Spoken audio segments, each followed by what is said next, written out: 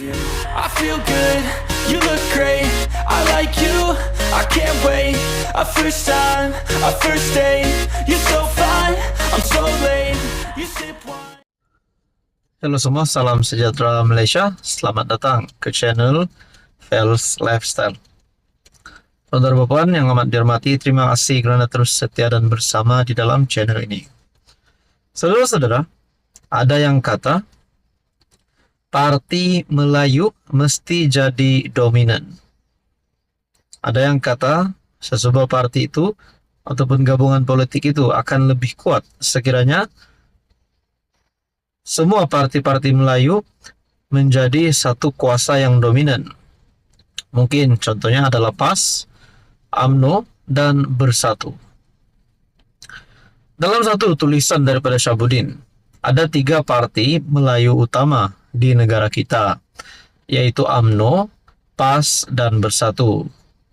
PKR walaupun diterajui Melayu, tetapi ia bukanlah parti Melayu.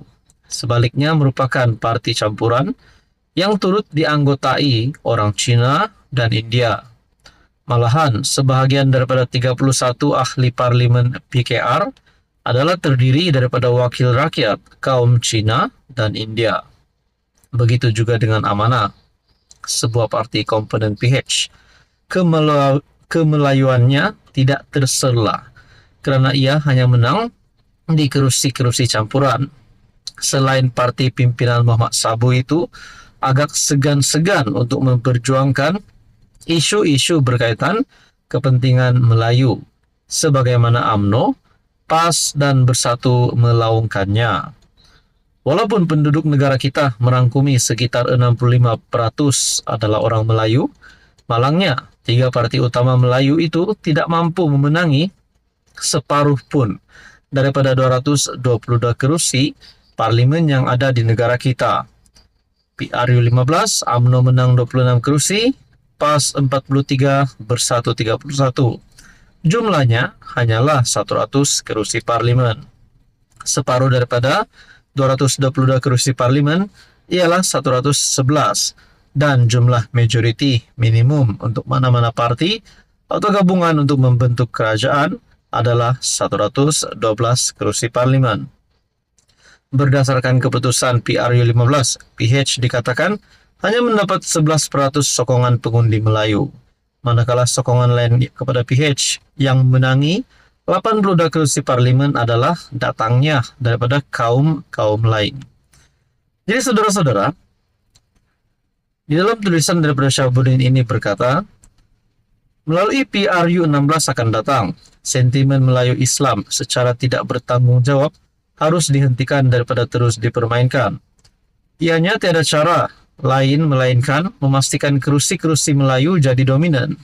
Kaum lain pastinya lebih selesa jika Melayu yang dominan berbanding jika kaum lain yang mendominasi orang Melayu. Andai kata berlaku situasi buruk yang di luar jangkaan dalam kerajaan, ketiga-tiga parti Melayu, UMNO, PAS, Bersatu, boleh pula berpakat dan bergabung sesama sendiri atas nama kepentingan bersama untuk membentuk kerajaan baru bersama parti di Sabah dan Sarawak yang barangkali tiada masalah untuk saling bekerja sama. Jadi saudara-saudara, adakah UMNO, PAS, dan Bersatu bakal menubuhkan satu gabungan baharu, satu gabungan politik baru yang bakal menumbangkan kerajaan yang ada hari ini? Saudara Bapak, berkaitan dengan ini, apa komen Anda? Dan setelah itu, kalau gabungan UMNO, PAS, Bersatu ini bakal menjadi kenyataan, agak-agaknya siapakah Perdana Menteri yang bakal dinaikkan nanti? Adakah benar-benar PH akan tumbang? Atau sepatutnya perkara ini tidak akan berlaku langsung? Apa komen Anda? Halo semua, salam sejahtera Malaysia.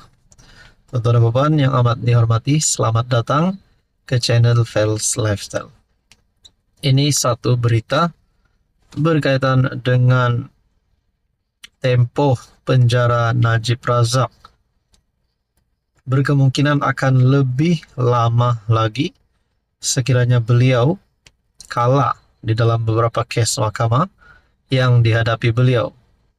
Dan begitu juga beliau boleh dibebaskan sekiranya menang kes mahkamah ataupun mendapat pengampunan penuh.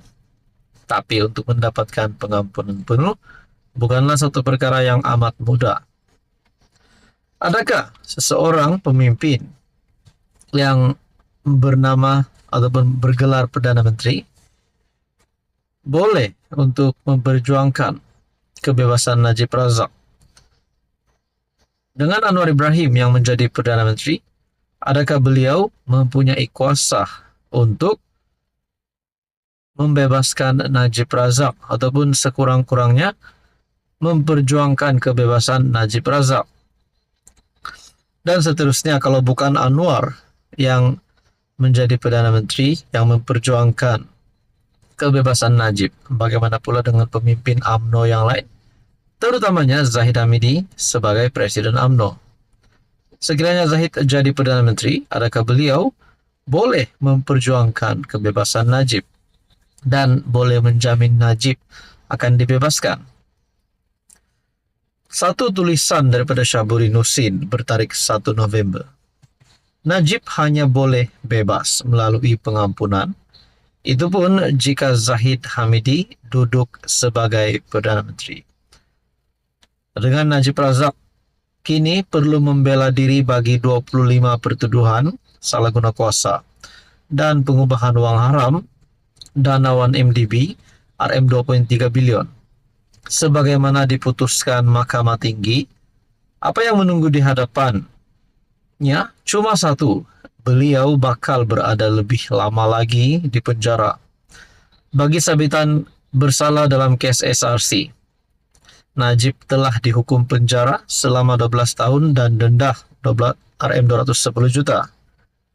Bagaimanapun, lembaga pengampunan mengurangkan hukuman penjara Najib daripada 12 kepada 6 tahun dan denda 210 kepada RM 50 juta.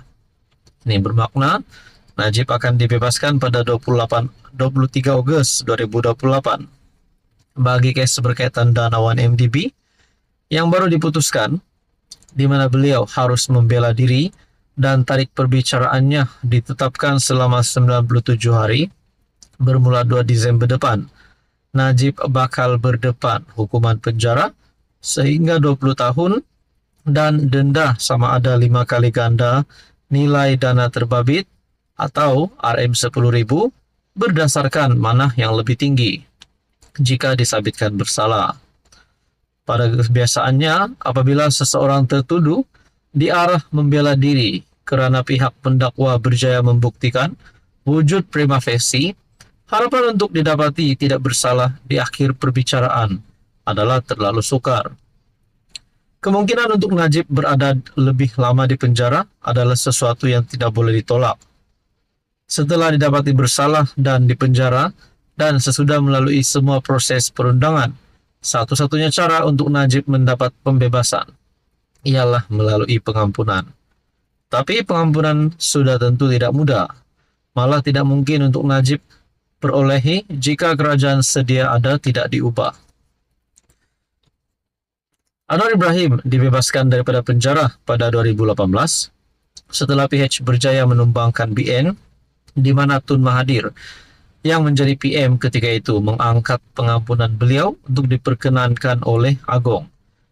Menuruti jejak Anwar, bermakna Najib hanya ada peluang untuk bebas jika UMNO berjaya mengetuai kerajaan dan Zahid Hamidi memegang jawatan Perdana Menteri. Dengan jawatan timbalan Perdana Menteri, Zahid Hamidi tidak cukup power untuk memperjuangkan dan membantu pembebasan Najib.